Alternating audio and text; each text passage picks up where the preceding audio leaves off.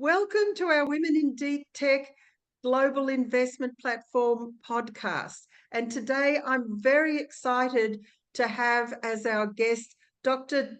Dominique, a well-known leader in deep tech and technology, an impact investor, and a female tech VC who has had the most fascinating life and story to share with all of our Women in Deep Tech platforms.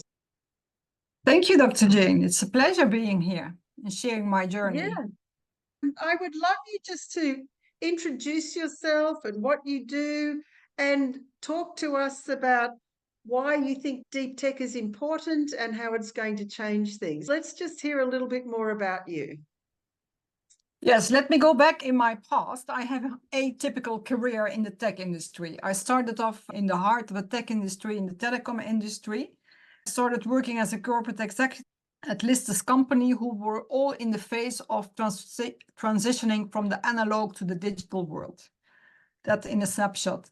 I was working at the time, I was doing a strategic project for the postal operator in the Netherlands. There was a question that started haunting me, which was, what if all the physical mails becomes digital? How will the business processes of my key customers, I was in charge of the key customers, how will they alter? How will they change if we talk about end-to-end digital communication instead of having a physical document flow in it?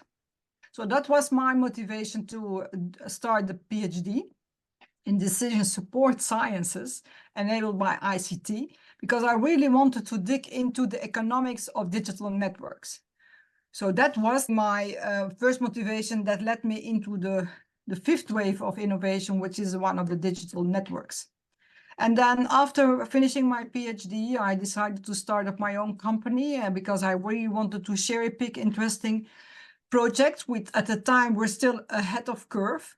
We all know that technological innovation is moving along S-curves. So I really wanted to be on the next S-curve.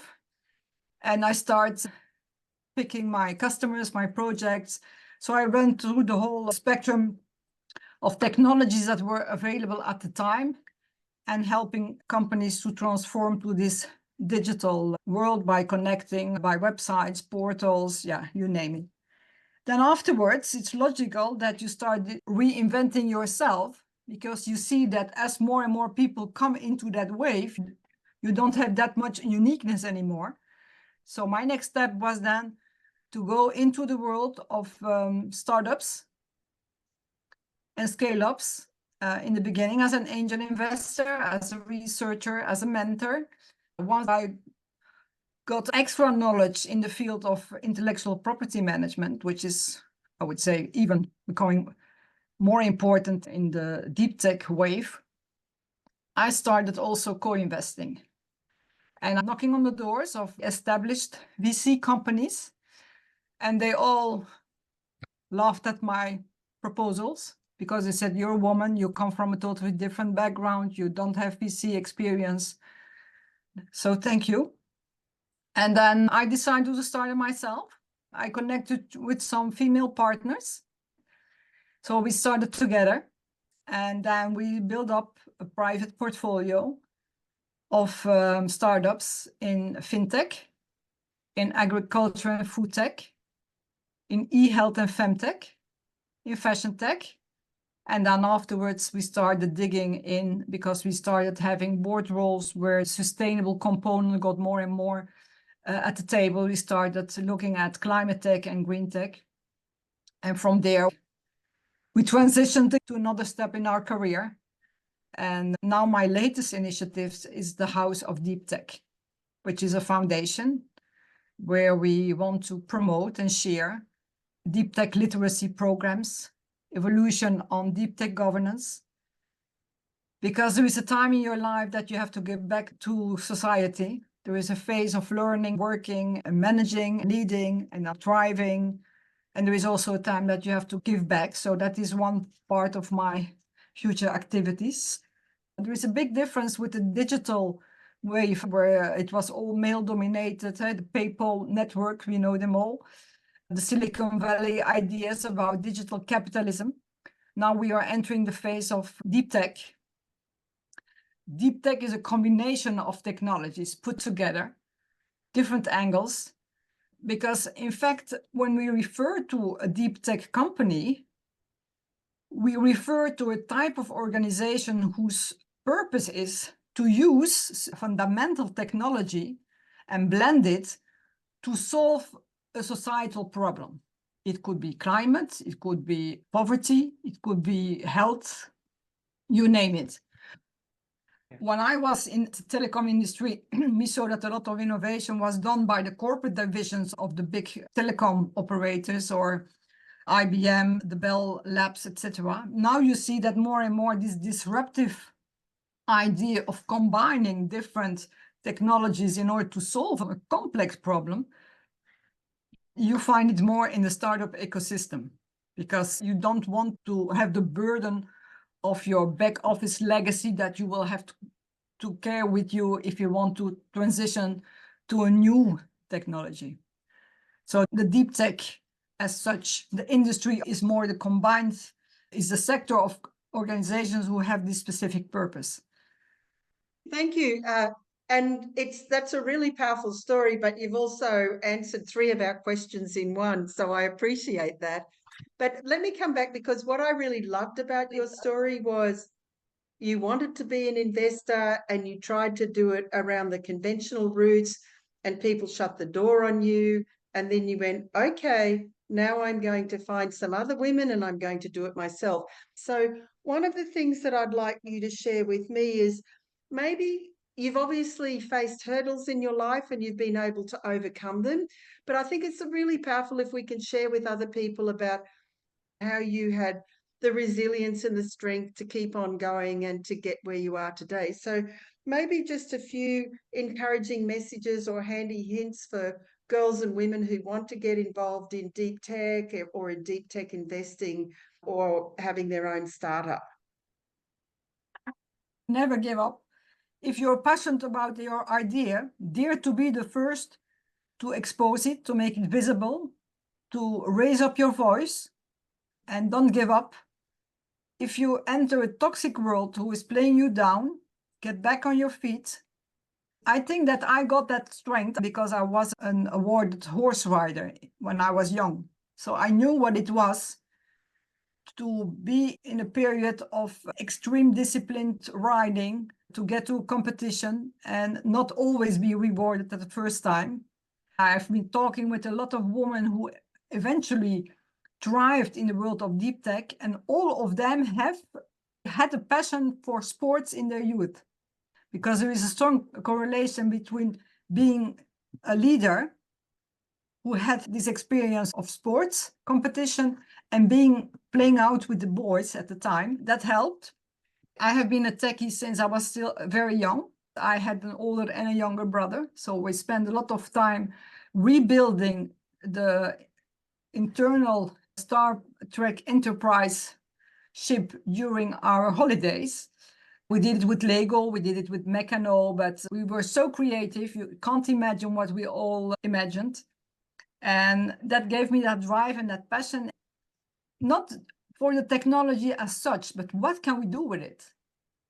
I would say to younger women and girls, even if you don't want to go into a STEM education because you don't have that affinity or you don't have the good background or whatsoever, today everything is open to build up a digital literacy. You can go to Codergio, where you can learn coding, even now how to hack, because cybersecurity and hacking is becoming part of us. We have to be able to make the difference between what is fake and what is real.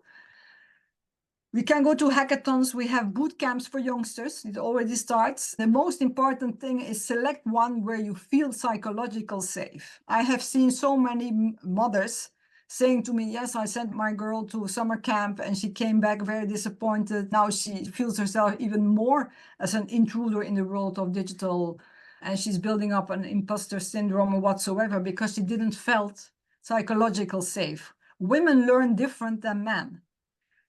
And we have to realize that. So when we started organizing boot camps, also sometimes they are diverse teams, we always look at that component. You have lab observation and experiment, and all these hidden biased hurdles, we try to make them explicit so that we can remove them. That's very important. And the big difference with women is that they learn more if they are in a peer-to-peer group. They want to be surrounded and talk about what they see. They cannot be so overwhelmed by, wow, this amazing technology. No, they are overwhelmed by the fact that with technology, you can do something. You can solve a problem.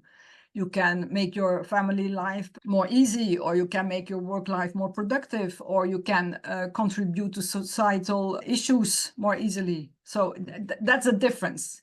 And that's something that I would say these female values, we have to nurture them.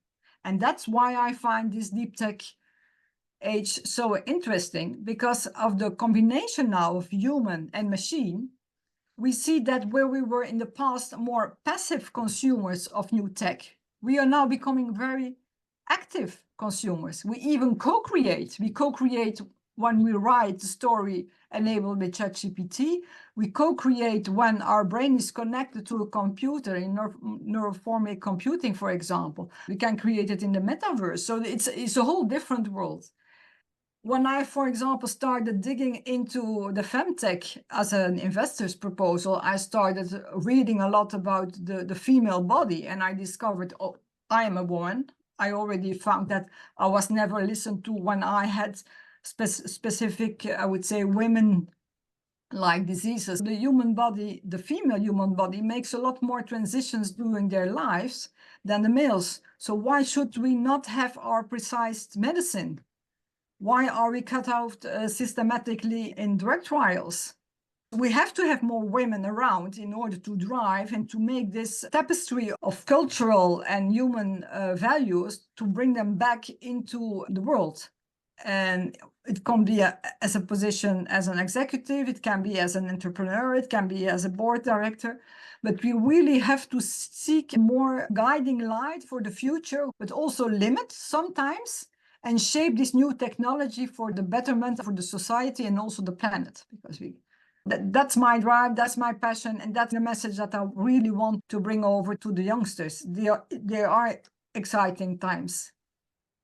Yeah, no, and thank you, because I think you've given some really practical suggestions for what people can do if they want to get involved in this, both from joining communities and learning in different ways, digital literacy, learning coding, going to hackathons. So they're really great suggestions. In fact, now is a time where we need those women qualities, the compassion, the empathy, the trying to solve complex problems for society, bringing multiple technologies together. So it's the age of deep tech, and it's the time for women to be able to lean in and actually be part of it. So I've really appreciated all of the insights that you've shared, and I look forward to receiving feedback from the community. But just to draw it all together, if there's one last inspiring message that you've got for women, whether they want to be co-founders, investors, or just learn more about deep tech, what's your inspiring message for them today? Dare to be the first in your field. Dare to be the first in bringing forward disruptive angle into the deep tech. Dare to challenge others. Dare to challenge the status quo. Dare to act. Dare to raise up your voice. Dare, dare, dare. Thank you so much. And I think that they're amazingly powerful, inspirational messages for women. And I echo them and support them. I congratulate you for all of the wonderful things that you're doing, both in technology, for sustainability and investing, and for women.